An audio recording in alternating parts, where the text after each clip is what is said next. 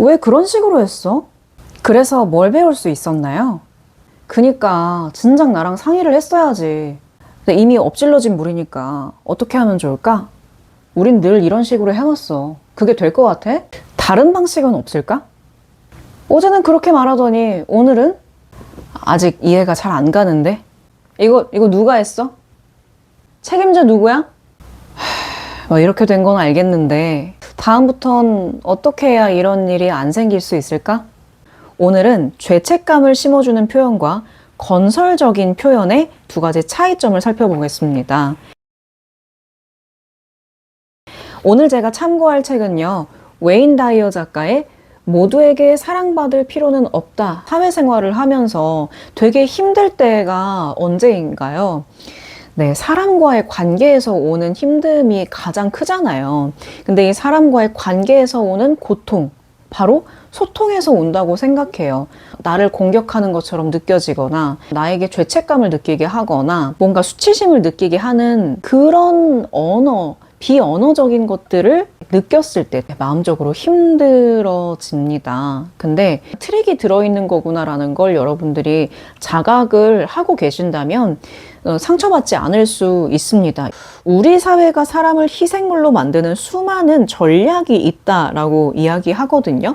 더 이상 어떻게 할 수 없는 일, 이미 끝나버린 행동이나 사건을 지속적으로 언급하면서 왜 그랬냐, 이거 누가 그랬냐, 이거 책임자 누구냐, 그러니까 나 같으면 그렇게 안 했는데 너는 왜 그렇게 했냐, 이런 말 모두가 이 과거에 이미 지나갔던 행동에 대해서 질책을 하면서 죄책감과 수치심을 심어주는 전략이라는 거예요. 우리의 관심을 자신이 원하는 곳으로 돌리려고 절대 바뀌지 않는 그 과거를 들먹이면서 계속 방어적인 자세를 취하도록 하는지 여러분들이 경계하셔야 된다라는 이야기를 하고 있는 건데요. 만일 여러분 주변에 이렇게 과거에 묶어두려는 전략을 취하는 어떤 행동 패턴을 가지신 분이 있다면 그것에 휘말리지 말아라. 그 어떤 언행도 여러분의 가치를 훼손할 수 없다라는 점을 먼저 말씀을 드리고 싶습니다. 과거에 속박되지 않는 방법은 다음과 같다라고 이야기하는데요. 첫째, 바꿀 수 없는 과거가 무엇인지를 자각하자. 둘째, 그 과거를 이용해 세상이 어떻게 당신을 희생물로 만드는지 인식하자. 셋째, 과거를 자책하며 어떻게 스스로 재물로 전락하는지 의식하자. 넷째, 어떤 방법으로 대응해야 하는지 파악하자. 여기서는 희생물과 재물이라는 단어를 쓰고 있는데요. 이 개인의 행동에 대해서도 벌을 주려고 하는 건 필요할 때는 필요할 수 있지만 개인의 이득을 위해서 내가 편하려고 상대방을 그렇게 조종하려고 하는 거는 정당하지 못한 방법이고 여러분이 휩쓸려야 할 만한 가치가 있는 행동이 아니잖아요. 그래서 이런 부분들을 분명히 인식하시고 희생물이 되지 않으려면 어떤 방법으로 우리가 대응해야 하는지 그 하우까지 알게 하는 그런 시간이 될 것 같습니다.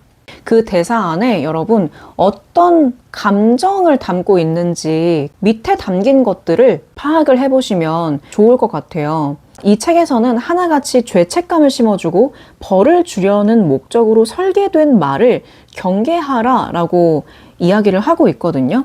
그러니까 지나간 행동에 대해서 자세한 설명을 요구하는 거예요. 질책하려고 하는 그 뉘앙스가 들어갔을 때 사람의 기분이 묘하게 나빠지거든요.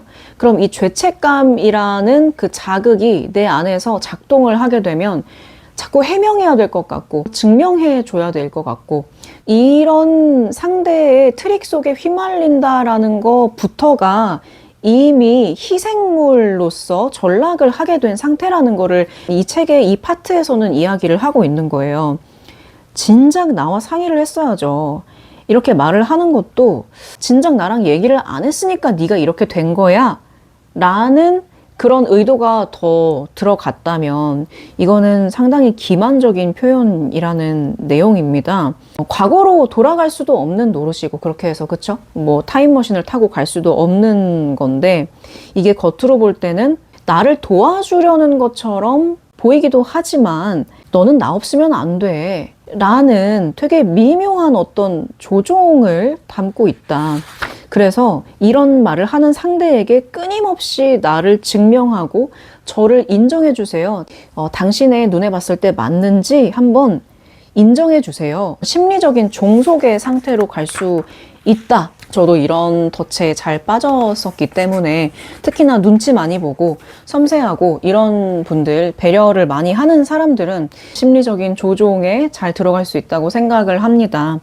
전에는 그렇게 말해놓고 왜 지금 와서 딴소리를 해? 상대방에게 모든 탓을 뒤집어 쓰면서 네가 잘못했다. 이거 누구 잘못이지? 이거는 참 많이 쓰이는 말이죠.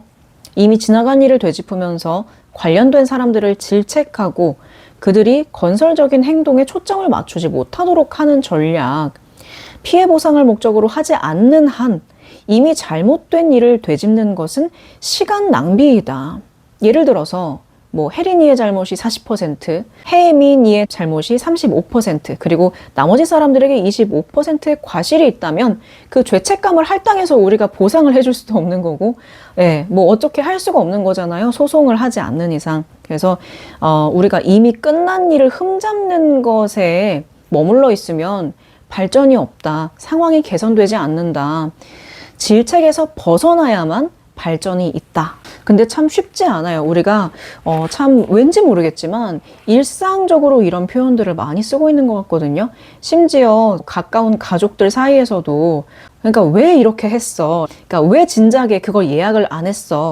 농담 삼아서 할 수 있지만 우리가 이런 말을 꺼내는 데 있어서 그 뒤에 숨은 그 심리적인 알고리즘이 뭔지는 알고 있어야 우리가 자꾸 이 비생산적인 어떤 소통, 이거에서 벗어날 수 있지 않을까라는 생각을 너무너무 중요하게 하고 있어요. 네.